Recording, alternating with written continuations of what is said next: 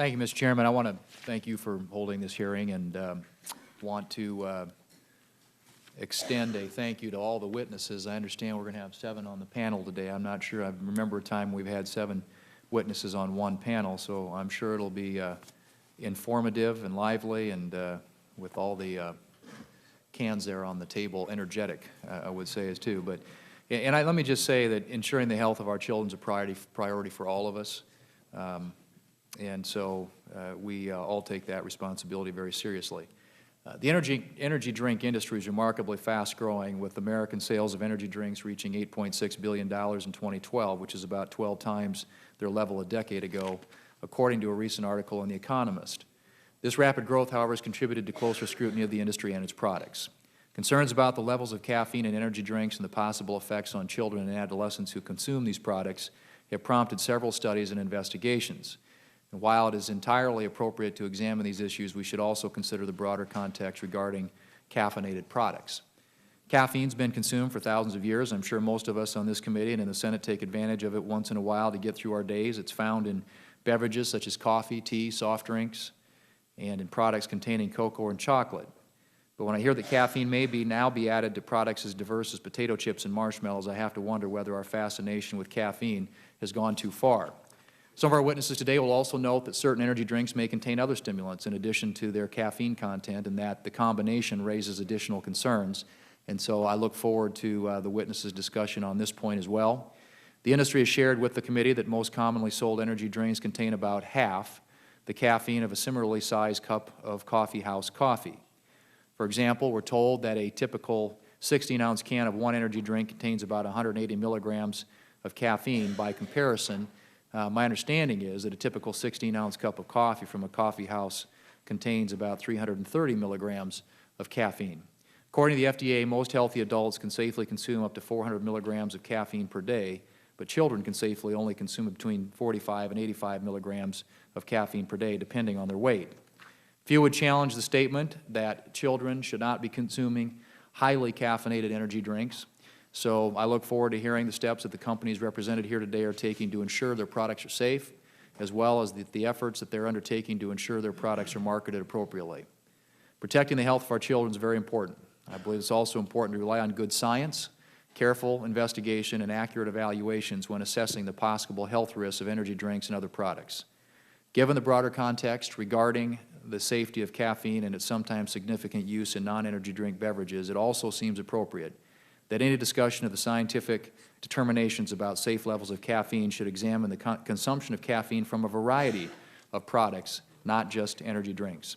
I hope that the testimony and evidence put forward today is examined thoughtfully and within that larger context. Mr. Chairman, thank you again for holding this hearing, and I look forward to hearing from our witnesses. And thank the Senator from Illinois for being here.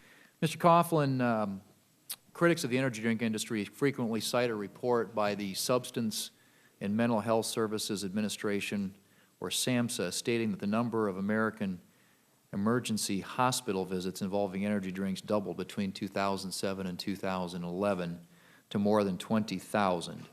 And I'm wondering how you interpret those findings. Senator, I'm familiar with that report. It's been mentioned several times today.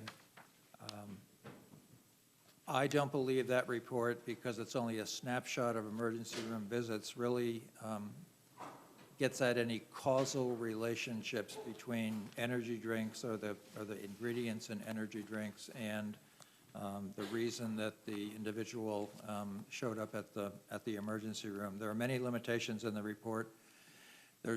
When someone comes to the ER, there is no indication of how much of any specific product they drank, including other products that may contain caffeine. The report points out that over half of the young adults who reported to, for whatever reason they needed to report to the ER, actually admitted to the use of alcohol and drugs of abuse, and I actually think they probably underreported that when they arrived at the emergency room. And so this snapshot, this 20,000 during this period from 2007 to 2011, there were actually 136 million visits to the ERs by individuals. And so a 20,000, N is equal to 20,000, we call it in the clinical world, is not a large number. And I think there are limitations in this data that it just never seem to come out. Let me direct this to the folks on the panel representing the various energy drinks. The drink ingredients often include things other than caffeine, which has been pointed out, such as guarana, taurine, and vitamins. How do you test your products and the formulation of the ingredients in your products to ensure that they're safe and there are no negative health effects from those? I'll take that question. Oop. There, am I on? Okay. Yes, thank you, Senator Thune. Rockstar has an independent expert panel that reviews our key ingredients and use levels in Rockstar energy drink products, all the beverages, and they conclude unanimously that the intended use of the ingredients, after investigating, and these are using peer-reviewed scientific papers as a basis of their opinion, and they investigate them, and they say that the use of these key ingredients alone or in combination in Rockstar's beverages is generally recognized as safe based on scientific procedures established by the United States Food and Drug Administration. So we rely upon our scientists to vet our products and make sure that they're safe. As we said, safety is our #1 concern, consumer safety. Any of the others care to comment? Ms. Taylor?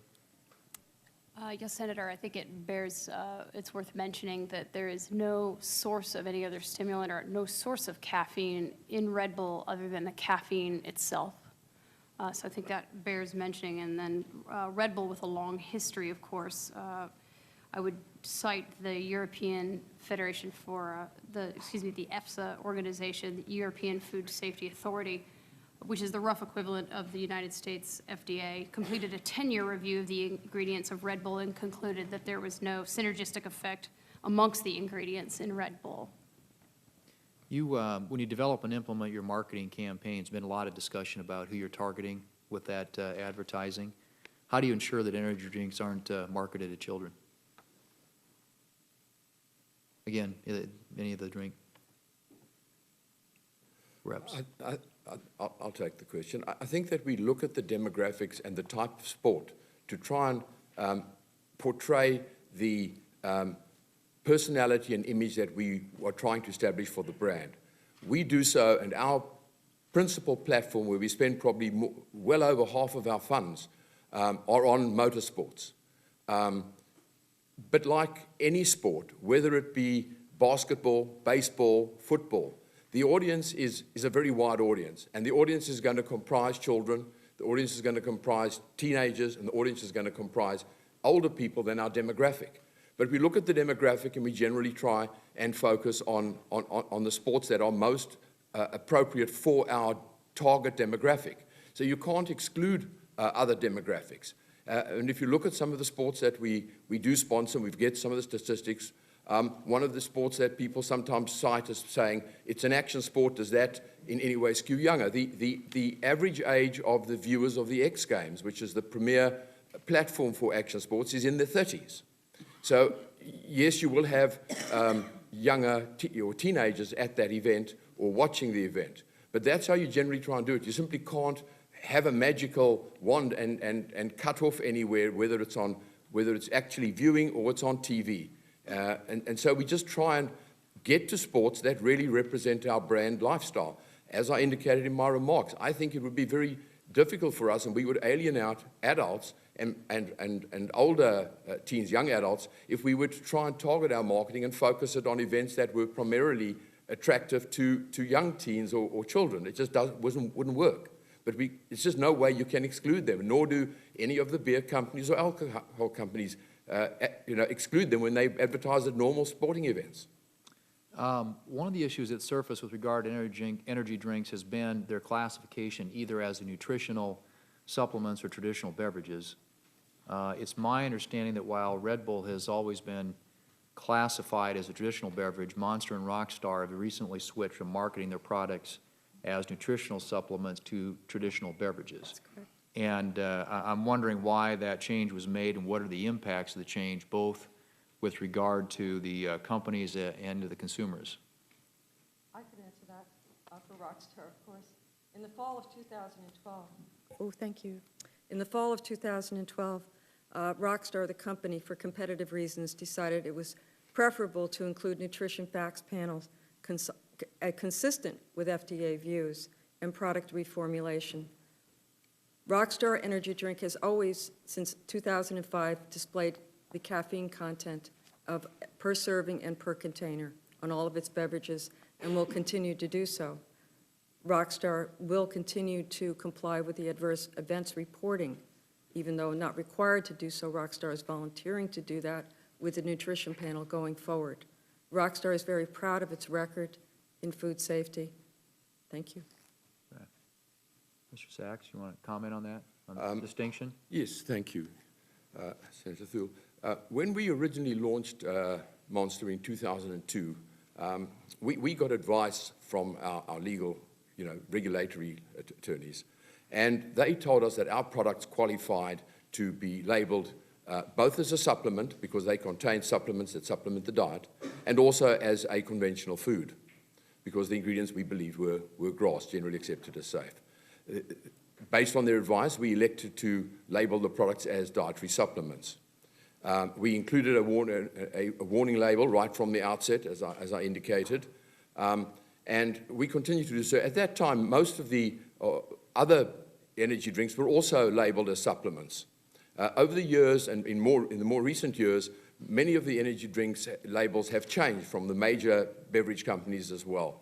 And earlier, towards the end of last year, earlier this year, there started to be a lot of being written in the press about the fact or the suggestion that Monster was being marketed as a supplement in order to somehow avoid the regulations as a food. We felt that that was unfounded. There was just no basis for it because we felt our product was equally qualified as a food. And as the industry tended to, and other competitors tended to move to be a food, we just felt there was just no purpose in staying a supplement. And we then notified the FDA, and we made the change. The change didn't result in any change in our formulations. We had a different type of warning label about consumption on our supplements. We then elected to fall in line again with the industry. We provide the caffeine content of our product per serving and per can, and also continue to have the warning label that our product should be consumed responsibly and not recommended for children. So it really has been a non-event for us from that point of view. Mr. Chairman, my time's expired. Thank you.